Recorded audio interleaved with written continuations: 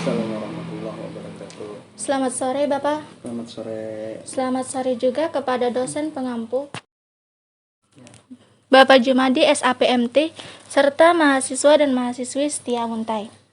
Perkenalkan, nama saya Halimatus Sadiah, mahasiswi setia Muntai, jurusan Administrasi Niaga.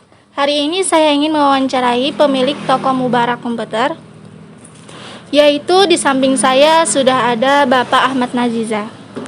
Dengan tema wawancara pemanfaatan komputer, internet, dan media sosial dalam membantu pekerjaan kantor atau perusahaan untuk memudahkan pencapaian tujuan organisasi.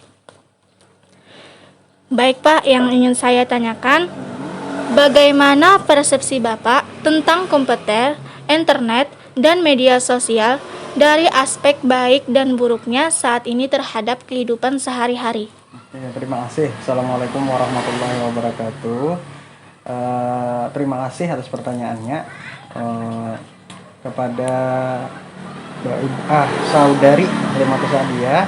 Menanggapi pertanyaan tadi, bagaimana persepsi saya tentang komputer, internet, dan media sosial dari aspek kehidupan sehari-hari, dari sisi buruk dan sisi baiknya. Pertama-tama, seperti yang kita ketahui, komputer, internet, dan media sosial itu merupakan kebutuhan primer dalam kehidupan kita sehari-hari. Jadi sangat berbeda dengan puluhan tahun yang lalu, di mana komputer, internet, dan media sosial merupakan kebutuhan mewah atau sekunder bagi sebagian orang. Nah, segala sesuatu yang ada itu pasti mempunyai sisi positif dan negatifnya. Kalau dalam persepsi saya, sisi baik dari komputer, internet, dan media sosial, pertama untuk diri sendiri terlebih dahulu atau diri kita, itu bisa dimanfaatkan dalam berbagai hal. Nah, bisa untuk berniaga, bisa bersilaturahmi, dan lain sebagainya dari sisi untuk perniagaan.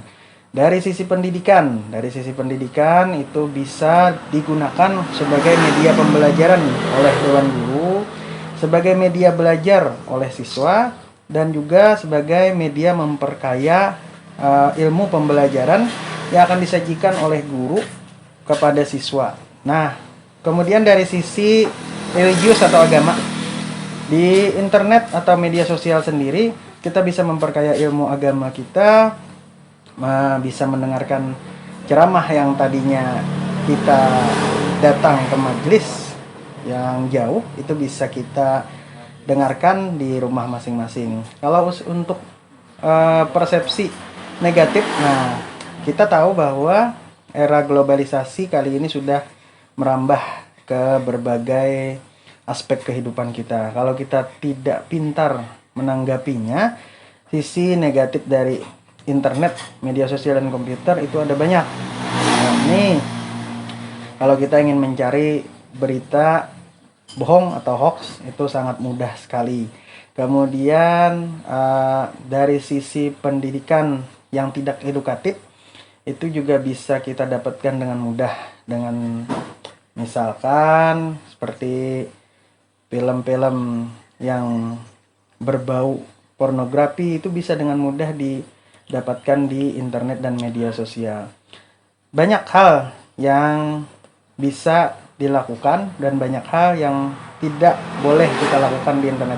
Jadi tergantung dari diri kita masing-masing bagaimana cara kita memanfaatkan internet dan media sosial serta komputer di diri kita masing-masing. Kalau persepsi saya, sharing sebelum sharing, kemudian telaah dulu sebelum kalian unduh atau download, itu saja.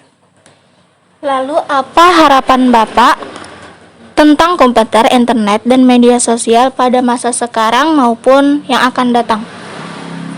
Pada masa sekarang, internet, media sosial maupun komputer itu harapannya bisa digunakan oleh berbagai pihak, berbagai kalangan. Tentu saja seperti yang sudah saya katakan tadi, digunakan dengan bijak atau positif.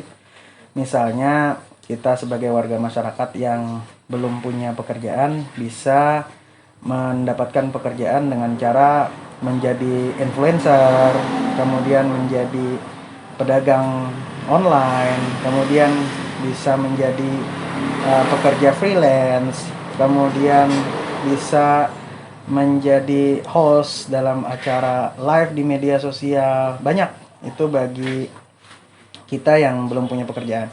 Bagi adik-adik siswa ya, bagi adik-adik siswa bisa memperkaya pembelajarannya di rumah. Jadi belajar itu tidak hanya di sekolah, tapi juga bisa dilakukan di rumah dengan cara mungkin jika memang bisa berdiskusi secara online melalui media sosial. Kan banyak nih sekarang dari Facebook, Instagram, YouTube ya, kemudian ada aplikasi Zoom Meeting, Google Meet, Bitly dan lain-lain. Itu bisa digunakan sebagai sarana untuk belajar di rumah masing-masing. Kemudian untuk tenaga pendidik seperti saya juga tenaga pendidik bisa mendapatkan media pembelajaran tambahan, baik itu media pembelajaran foto, video dan lain sebagainya yang digunakan untuk mengembangkan potensi pembelajaran di sekolah atau madrasah yang saya ampu. Kemudian untuk orang tua juga bisa mendalami ilmu tentang parenting. Kemudian banyak sekali aspek yang bisa dilakukan di internet atau media sosial. Harapannya sih seperti itu. Semoga bisa digunakan dengan baik. Untuk masa yang akan datang, itu harapannya internet dan media sosial itu bisa menjadi sebuah pendidikan wajib bagi anak-anak kita, karena untuk menangkal kegiatan negatif di internet atau media sosial sangat perlu pengawasan dari orang-orang tua, baik itu guru, baik itu wali di rumah. Nah, jadi karena kita tahu sudah internet dan media sosial serta komputer ini merupakan kebutuhan yang tidak bisa kita lepas dari kehidupan sehari-hari, baik itu anak-anak kita, maka kedepannya mungkin ada pembelajaran edukatif yang diwajibkan di baik tidak hanya di waktu perkuliahan, bisa juga di sekolah lanjutan tingkat atas, sekolah lanjutan tingkat pertama, bahkan di sekolah dasar atau madrasah ibtidaiyah itu sudah diperkenalkan bagaimana tata cara atau tata kelola komputer, internet dan media sosial sejak dini mungkin, dimana kita bisa menggiring anak-anak kita untuk menggunakan komputer, internet dan media sosial ini dengan baik ke depannya. Dan apakah pendapat Bapak tentang ATHG yang dihadapi dalam pemakaian komputer, internet, dan media sosial dalam pemakaian sehari-hari, baik berupa ancaman, tantangan, hambatan, maupun gangguan baik dari unsur masyarakat, pemerintah, dunia usaha, maupun LSM? Oke ya, ATHG ya, ancaman. Kalau ancaman yang nyata yang kita rasakan saat ini di kehidupan sehari-hari itu berita hoax, seperti yang sudah kita ketahui kan pada saat ini kita sedang berada dalam fase new normal ya. Yang masih sangat viral adalah tentang vaksinasi COVID-19. Nah, ancaman dari internet tersebut adalah berita-berita yang tidak benar yang disebarkan untuk menakuti masyarakat bahwa vaksin itu berbahaya atau mengandung unsur-unsur yang tidak sesuai dengan syariat-syariat agama atau tubuh-tubuh kita. Kemudian ancaman tersendiri itu datang dari para pihak yang memang tidak menginginkan kita untuk bisa melalui pandemi ini dengan baik dan aman. Kalau tantangannya, tantangan di sini kita sebagai pelaku pengguna internet dan media sosial yang berada di sisi baik atau sisi positif itu harus bisa menahan serangan-serangan dari paham-paham yang memang tadi berseberangan dengan kita. Tantangannya ya kita harus selalu update dengan apa yang terjadi di internet maupun di media sosial, karena pasti orang-orang yang berseberangan dengan kita tadi yang menggunakan internet dengan tidak baik tadi juga melakukan hal yang sama.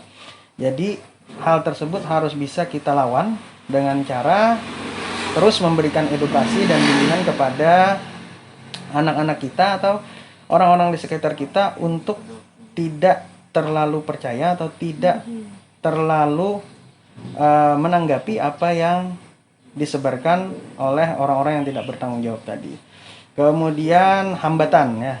Hambatan internet ini biasanya terjadi apabila memang orang-orang tersebut menggunakan data yang terbatas. Jadi hambatan yang terjadi pada saat kita menggunakan internet atau media sosial, kurangnya edukasi seperti yang sudah saya ungkapkan tadi, kurangnya edukasi masyarakat tentang bagaimana tata kelola komputer, internet atau media sosial di masyarakat, karena banyak sekali orang-orang sepuh ya atau orang-orang yang sudah berumur itu hanya bisa menggunakan media sosial atau internet di batas-batas tertentu saja.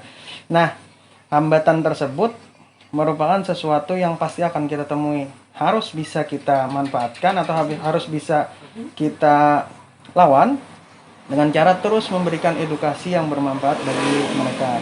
Contoh yang paling dekat adalah seperti orang tua kita sendiri yang biasanya hanya menggunakan internet sebatas dari berbagai aplikasi saja, tidak menyaring apa yang mereka dapat, biasanya langsung sharing saja. Jadi kita sebagai kaum muda yang lebih memahami internet atau media sosial, memberikan pemahaman lebih lanjut dan memberikan pengawasan lebih lanjut kepada mereka. Kemudian hambatan, gangguan ya, gangguan APHG, gangguan tadi sama saja seperti hambatan tantangan kita. Ada orang-orang yang tidak bertanggung jawab yang menyebarkan berbagai macam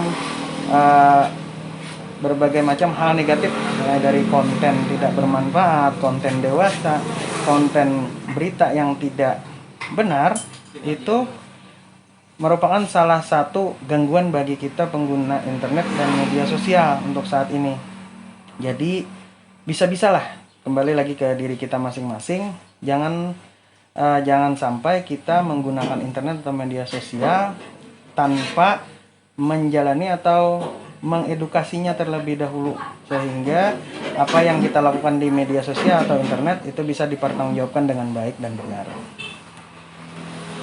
Jadi, apakah sumber biaya pemakaian komputer, internet, dan media sosial yang Bapak pakai sehari-hari selama ini cukup? Ya, untuk pembiayaan cukup, karena kan kita memanfaatkan internet dan media sosial juga sebagai lahan pekerjaan, ya, lahan pekerjaan, berdagang. Seperti yang sudah adik ketahui, saya seorang orang yang berdagang di teknologi komputer, internet dan media sosial. Jadi biaya yang saya gunakan itu cukup untuk membiayai penggunaan internet dan media sosial serta penggunaan komputer yang saya gunakan saat ini. Dan bagaimana mengatasi kekurangan biaya tersebut, Pak?